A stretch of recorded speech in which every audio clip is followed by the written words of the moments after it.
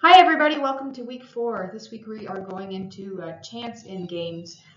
We went over the brief overview the first couple weeks of kind of the basic principles of games. Last week we talked about puzzles. Yeah, now we're going to move on to chance. What kind of games utilize chance mechanics. So hopefully you will enjoy this week.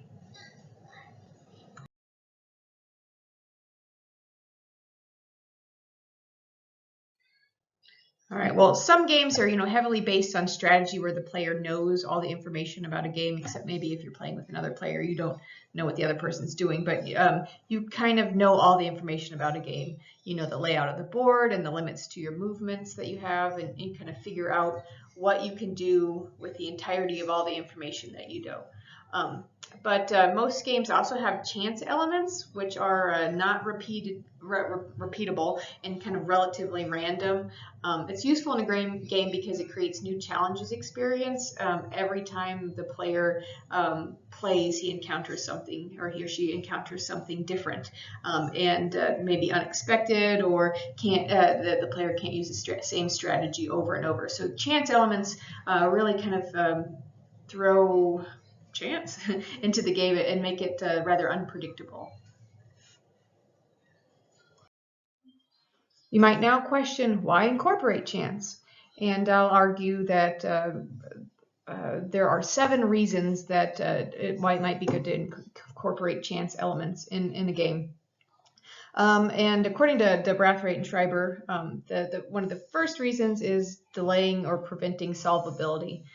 Like when an entire play space is known ahead of time, the solution of a game can be quickly achieved, and you quickly become a master of the game when you know how to solve it.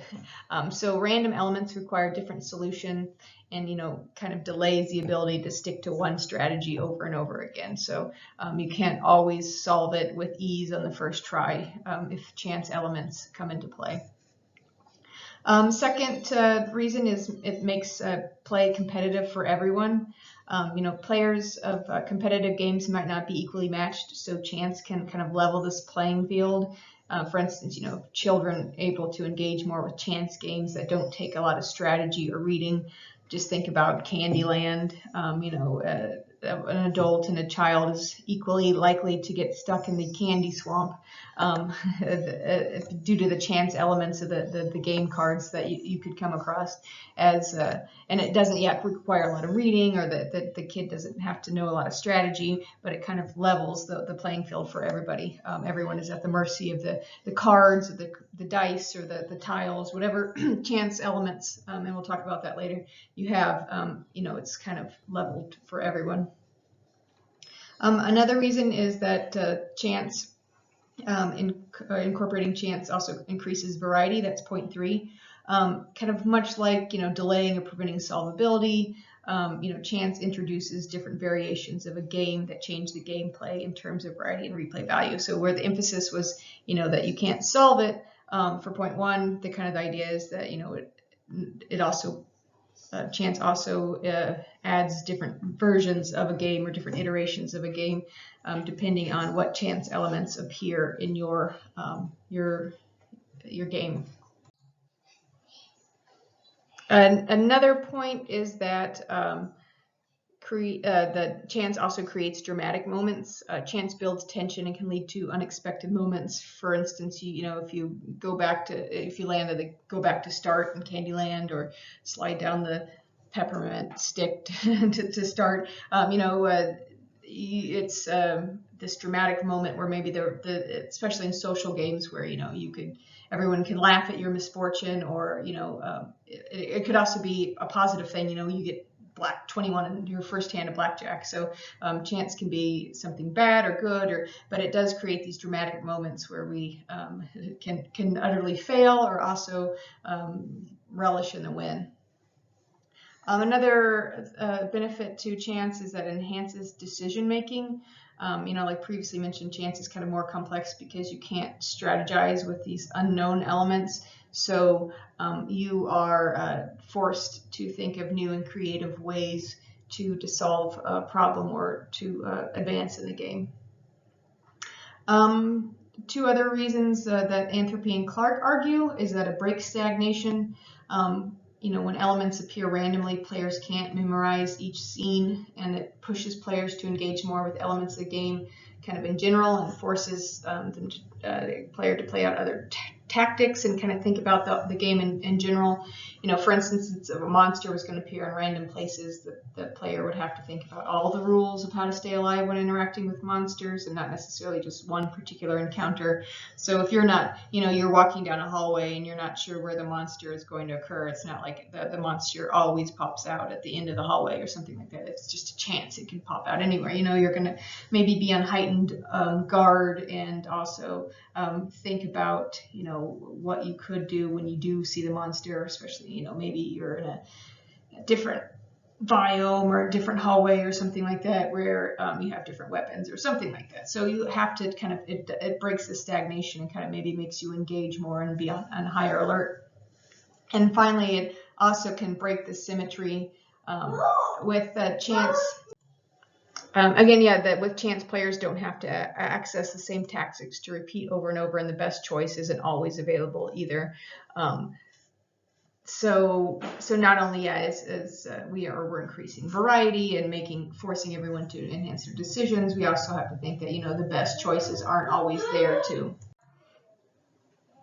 And I'll just kind of read this one example in a game called Glitch Tank for the iPad. Two players attempt to destroy each other by choosing commands for robot tanks. Commands include right turn, go forward, or fire a laser. But the commands available to each player, which are 4 at a time, are chosen at random. With the from the cards of the deck. So the ideal move isn't always available, and players have to choose to incorporate the strategies in less than ideal moves.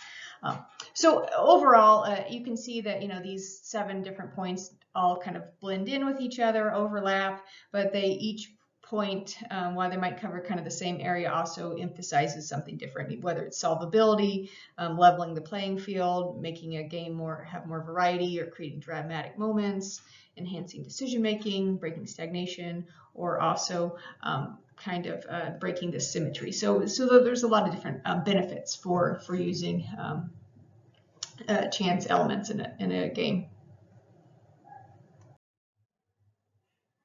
It's also worth mentioning kind of the chance mechanics, or the ways or the objects that can be used in order to deliver the opportunities of chance. Our first element is the object of dice. Physically rolling a dice kind of gets you a random number depending on how many faces that you have of the dice. Randomness has to be programmed for digital games. There are always going to be pseudo-random numbers if it's through a traditional computer that is programmed, but nonetheless relatively random numbers for games. Cards can be shuffled and placed face down on a table, or only available to one player, so they can kind of create different or random unknown chances. Like the dice, there are only a finite number of chances. Faces on cards, in contrast to the faces on the dice, there's still mathematical possibilities of how many choices that you can have. Number 3, the pseudo-random number generators go back kind of the idea that we can generate random numbers. Random numbers allow computers are going to always be pseudo-random numbers, but since they're driven by non-random program processes, but random numbers and their codes are mathematical, and we have to make sure that you design for as random as they can be, but they are an option for creating chance in a game. There's also spinners. I'm sure you all maybe encountered this if you've played the Game of Life or some other game. Flipping a coin, lots of sports games, to figure out who goes first. Often there's a flip of a coin. You can use tiles, a dreidel. They also mention hidden information, where even if you know all the information of a game, if it's concealed in some way, it adds kind of a chance element. It can be when an opponent has concealed elements like poker, or in kind of rock, paper, scissors. So that's also kind of a way that you can, increase the unexpectedness of a game if you kind of hide some of the information that a player can use in order to make decisions. And just a quick polling question for everyone, looking at the list, what's your favorite kind of chance mechanic that we talked about? And what is one game that uses this mechanic? So dice, cards, random numbers, spinners, coin flip, tiles, dreidel, hidden information. What's your favorite, and what's a game that uses that?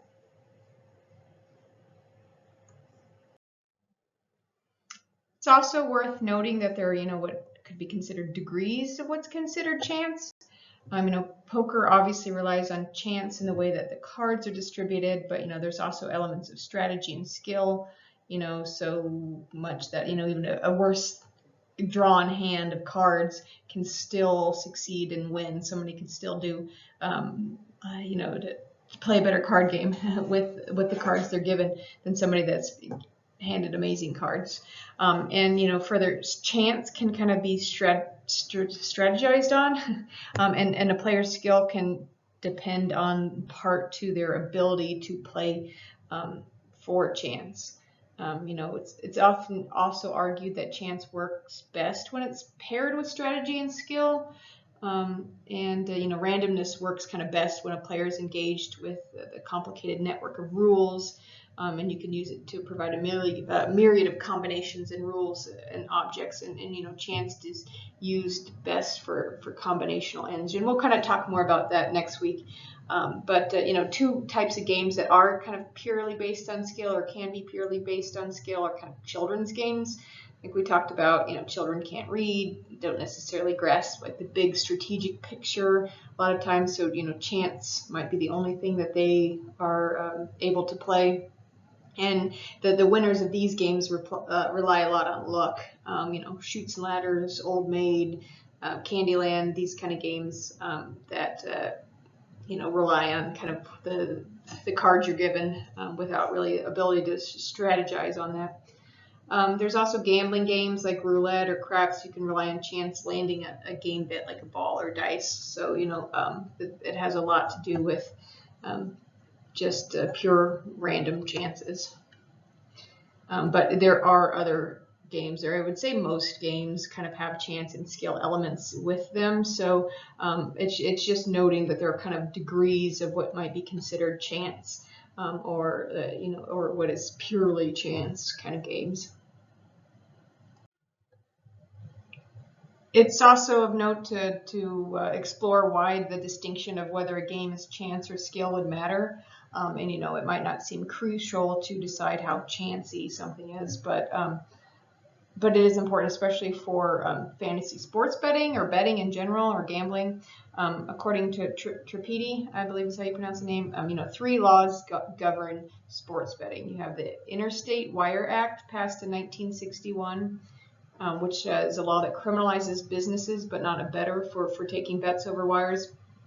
Then you have the Professional and Amateur Sports Protection Act, passed in 1992, which criminalized betting on sports for fear that the betting may encourage players to throw a game for profit.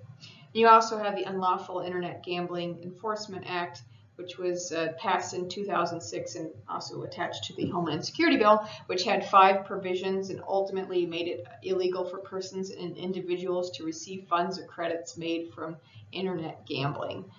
So the key to determining whether something was illegal in the intersection of these laws is figuring out whether something is chance or skill, and then legislating it accordingly.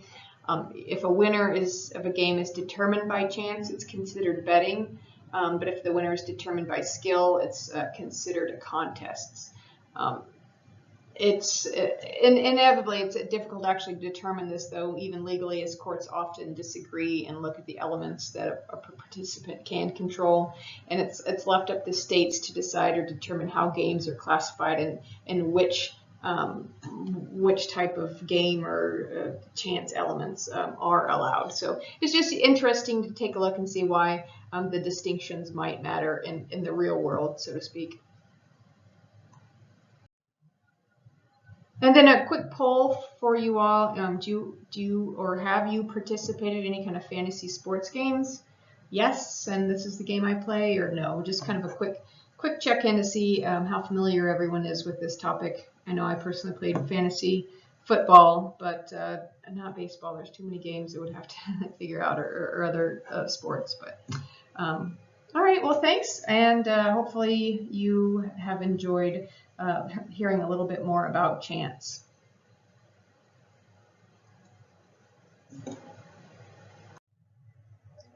Kind of segueing away from chance games, I'd like to talk about demographics and psychographics. I think it's important to move to this conversation because we had just been talking about how children are a captive audience for chance games due to their reasoning abilities or their reading abilities, and how chance games happen to be good for kids. But there's also, whole fields or whole areas devoted to looking at different audiences and seeing what expectations they have for game style or what they want out of a game.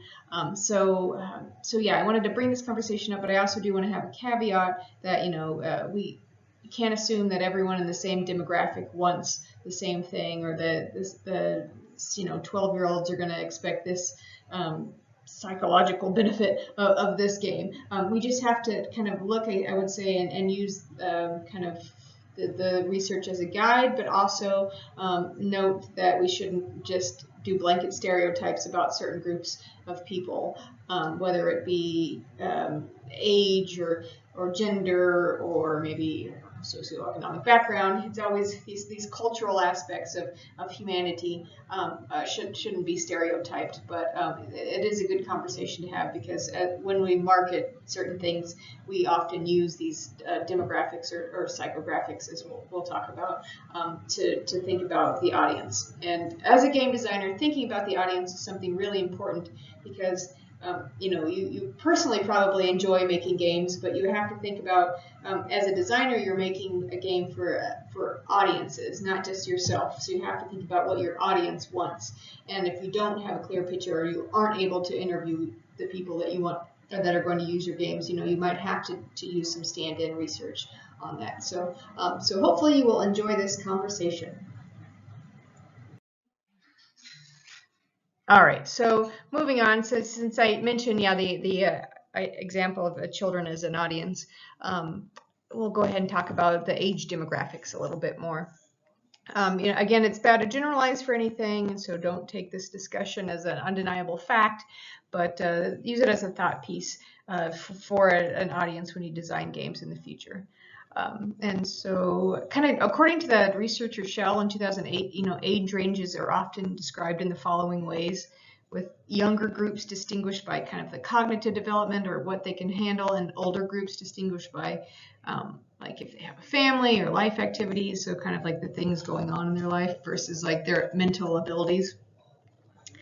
And describing each, kids 0 to 3, kind of infant toddler age at this stage, are very interested in toys, but the complexity and problem solving involved in games is generally kind of too much for them.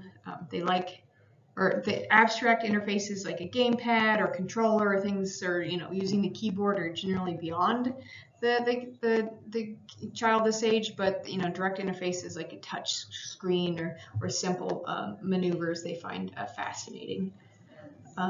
Next, 4 to 6 year olds or preschoolers. This is the age that children generally start showing their interest in games. Usually very simple and played with parents more than kids, because 1, parents know the rules, and 2, parents know how to bend the rules to keep the games enjoyable and interesting. I don't know if you've ever tried to play with a kid of a game. They often try to not go by the rules. The rules kind of don't mean anything to them. So parents know how to kind of socially maneuver those areas. If you're going to play with a kid that might want to uphold the rule, an older kid playing with a younger kid, the older kid might want to keep the rules, the younger kid might not play with them. So anyway, usually it's often parents and kids playing together at this age. Kids that are 7 to 9 have been called the age of reason. At this age, children have entered school, they're generally able to read, they can start thinking things through and solve harder problems. So then they really start gravitating towards games. This is an age where children are making their own decisions about what kind of toys and games they like and dislike, and no longer just use what parents choose for them. So you can kind of start appealing to maybe figuring out what kids like versus what you think parents might like for their kids. So different kind of choice behaviors going on. The 10 to 13-year-old preteen or tween. This is, I guess, a more recent group to recognize as distinct from kids and distinct from teens. Children here are going through a period of like a lot of neurological growth and are able to think more deeply and nuanced than they might have been in the years back. And they might call this the age of obsession, because children start to get passionate about their interests. It could be for boys or girls, but their interests often gravitate towards games. Take a break. we're halfway through. From 13 to 18, the teenager, the teenager is starting to get ready for adulthood, and you see a typically divergence between, maybe male or female interests sometimes. I don't know if I necessarily describe to those distinctions, but generally, demographic speaking, people assume that boys continue to be interested in competition and mastery, whereas girls are more interested in real-world issues and communication. Again, I don't necessarily want to subscribe to the differences, so I would just kind of lump in, people all around this age are interested in competition, mastery, real-world issues, communication. Everyone seems to be interested in experimenting with new kinds of experiences, and some of that can happen through gameplay. I'm thinking of The Sims. You could simulate what it would be like to drive a car and things like that. Anyway, 18 to 24 years old is considered the young adult. A lot of you might find yourself in this category. This is the first adult age grouping and the mark of an important transition in people's lives. Adults in general play less than children do. Most adults continue to play, but at this point, they might not be ready, or they might be done with kind of the experimenting phase, and then are knowing what they enjoy. They might start playing the same type of games over and over rather than playing a wider distribution of different types of games. Young adults usually have some type of money and time, which makes them also big consumers of games. So I don't know about if you see yourself in this, but investment in games is heavier during this time. People 25 to 35 in the 20s and 30s, time starts to be more precious, and the peak family formation times where responsibilities of adulthood add up. And most adults in this age bracket are only casual game players, or playing for occasional amusement, or often with their children. So if you're thinking about how we described earlier, how kids often play with their parents, this is the age group that's playing with the kids.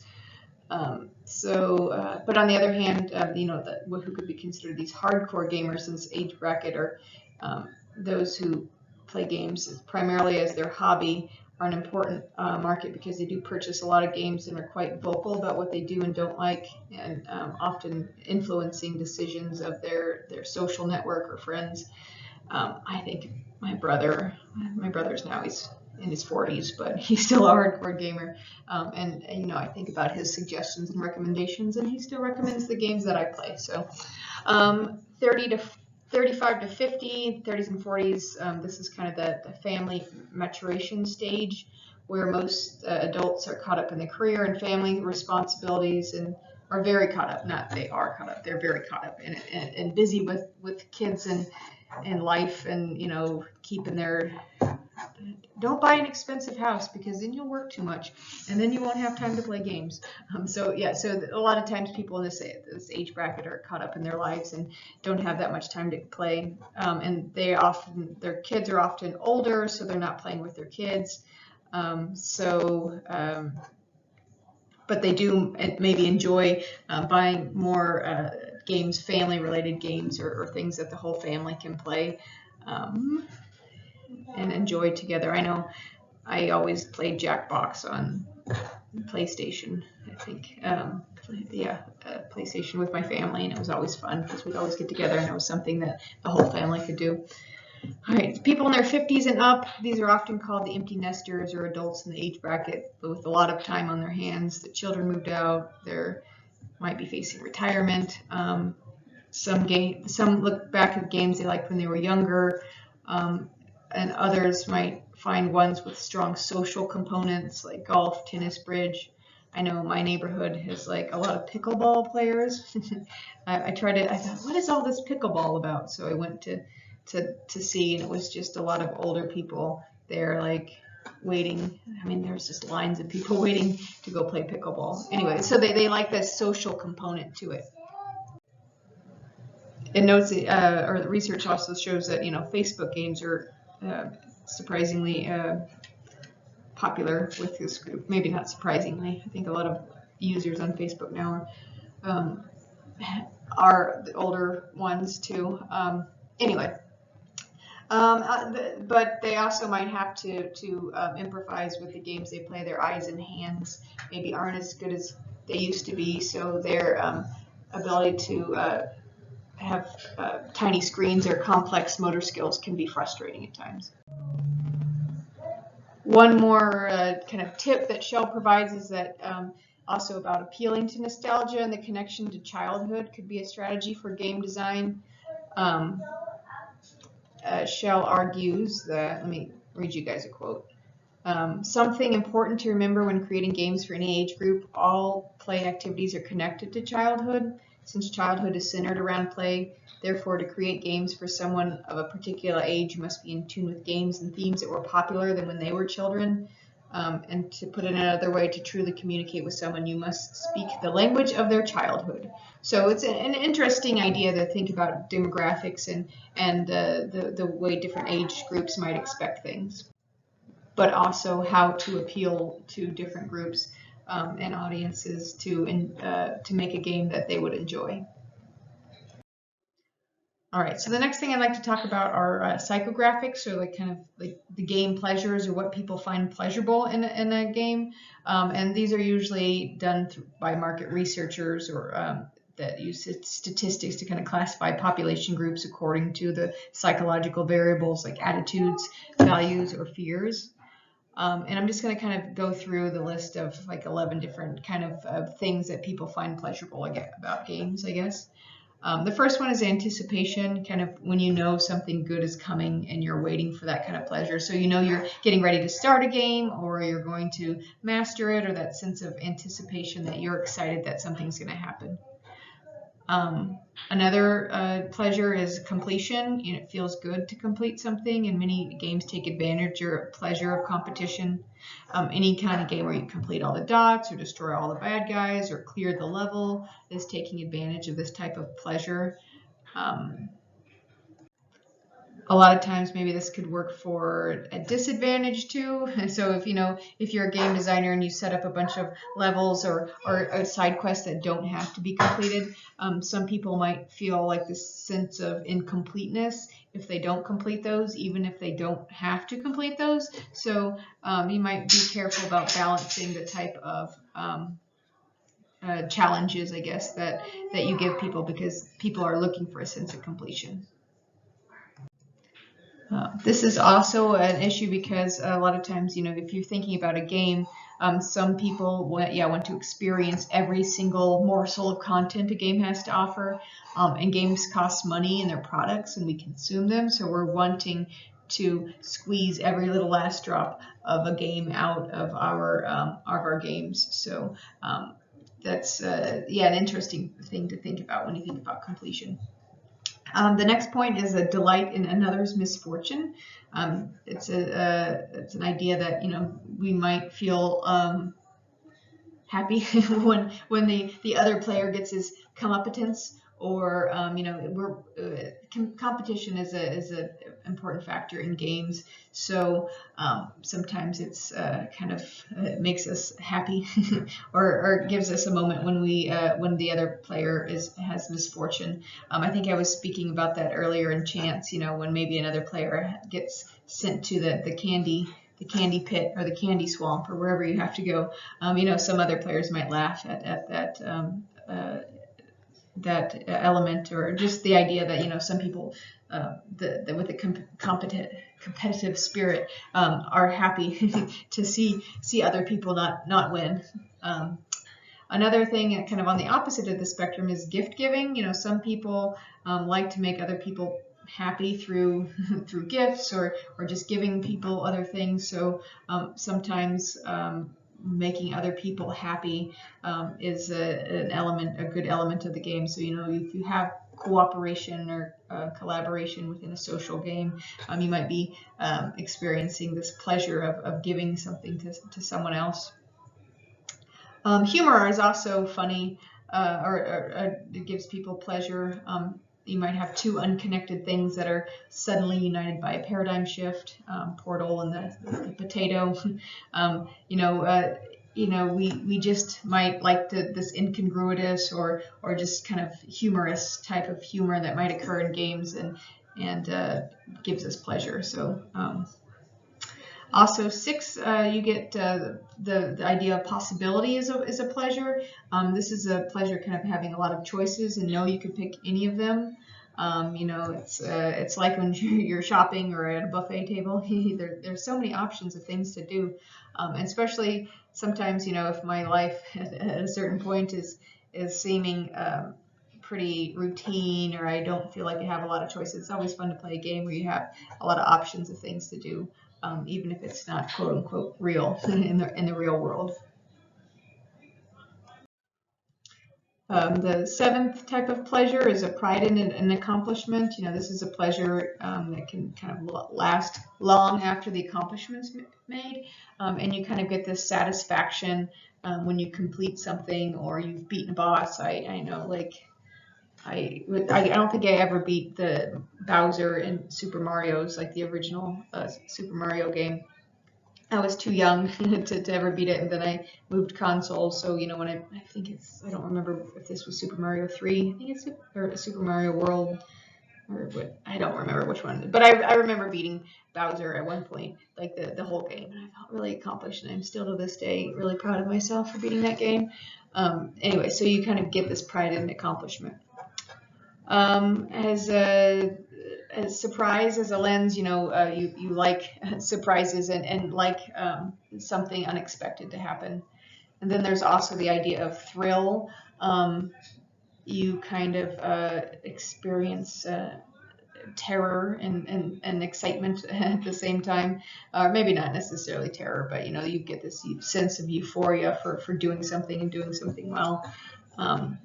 I don't know why I forget why I picked an office guy. Maybe I was thinking for the picture on this. maybe I'm assuming this guy is stuck in his office and pulls out his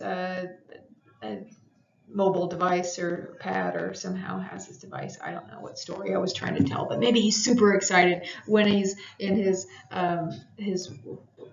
outside of his work world. But then again, maybe this person is actually really happy to work, and so they're just my story doesn't pan out. But anyway, I'm trying to think of what I think of when I chose these pictures. But so point 10, the triumph over adversity. This is when you accomplish something you kind of knew was a long shot. It's accompanied by like shouts of personal triumph and this pride of accomplishment. So it's, yeah, like maybe you try a level 15 times and you finally make it on the 16th. It's yeah, like this, you fought against the bad guys and won. And then then also a sense of wonder, an overwhelming feeling of awe or amazement, or something. Maybe a game is spectacular or artsy, or moves you, or tells a grand story in some way, or you just feel kind of in awe and wonder about how this game has come to be. So anyway, these are kind of, yeah, the 11 kind of game pleasures that you might find an audience might want, or might be useful to think about, kind of how to recreate those feelings when you're creating a game. So I'm going to move outside of like the feeling from a game into just like overall pleasures that people like. So some of the psychographics are tied to what a person likes to do, but often psychographics aren't tied to any specific activities, but what a person likes in general. These 8 pleasures that people might in general like, but could be found in games, I've included below. So a little description of each. Sensation, pleasures of sensation involve using your senses. You could see something beautiful, hear music, you could touch something, but I guess you can't. Maybe if you're playing a board game or something like that, you might touch something real, or smell or taste delicious food, or using your senses and experiencing that. Sometimes you might see a game, that has a lot of visuals that you like, or some type of aesthetics that deliver this feeling to you. It can't necessarily make a bad game a good game, but like the feeling and sensation that you get from playing a game can make a good game, even better.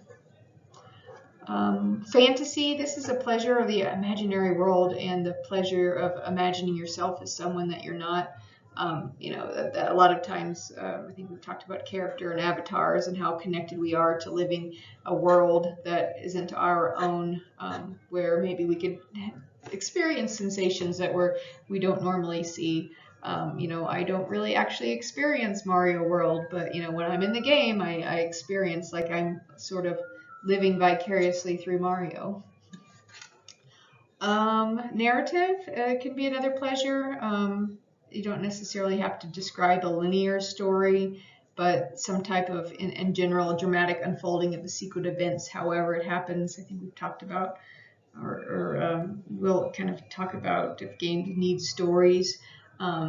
Maybe not, and the gamer creates their own story regardless of whether or not there's a prescribed story in there. So, having a start, thinking about composition class, you have an introduction, you have a body, and then you have a conclusion. Same thing with the game. You start a game, you play the game, and then you end the game. It's just kind of like a process of, and it becomes its own narrative of events.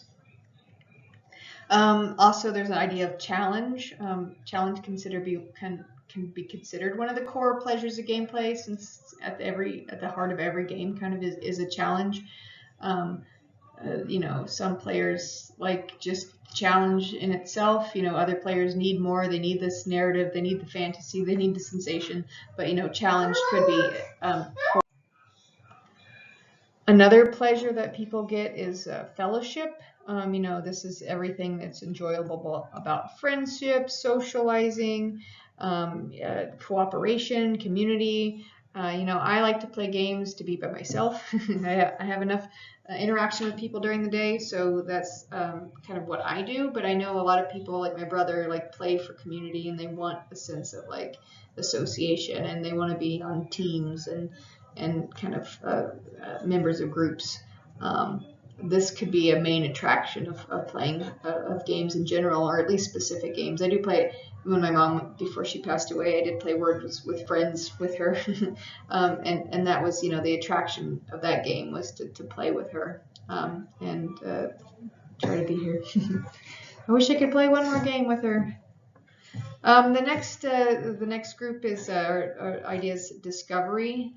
Pleasure of discovery is a broad one. You might find something new, or you might explore something that familiar and more complex ways. Sometimes it's a secret feature or strategy, but discovering new things is a key game pleasure. Another a pleasure is expression. You can express yourself and the pleasure of creating things. I would say in the past, this might have been neglected in game design, but today games allow players to design their own characters, build their own worlds, share their own levels. Expression is isn't necessarily to achieve the goals or to win the game, but a lot of times it's just like personalizing a game and making a character or the world that they're in kind of personal to you and what you and what you want. And again, it's kind of an outlet. Sometimes it's an artistic outlet in itself for people for playing who they are or showing others what they could build. And then submission on the other side is the pleasure of entering the magic circle, or leaving the real world behind and into a more enjoyable set of rules and meanings, or kind of going back into this fantasy world, so to speak, and kind of feeling the flow and losing yourself in something else. And that maybe takes your mind off the quote-unquote real world. I would say games are a real world because you're playing it in your real life. But anyway, all games kind of enjoy this pleasure of submission into the magic circle, but some game worlds are more pleasing and more interesting to enter than others. And some the more fantasy, I guess, you might have to suspend your disbelief and rethink what it means to be in the world.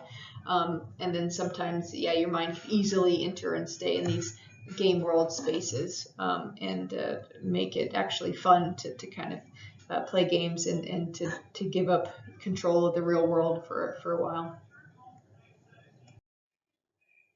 As a quick polling question, kind of thinking about the different types of game pleasures and world pleasures, what of the 11 game pleasures appeal to you most?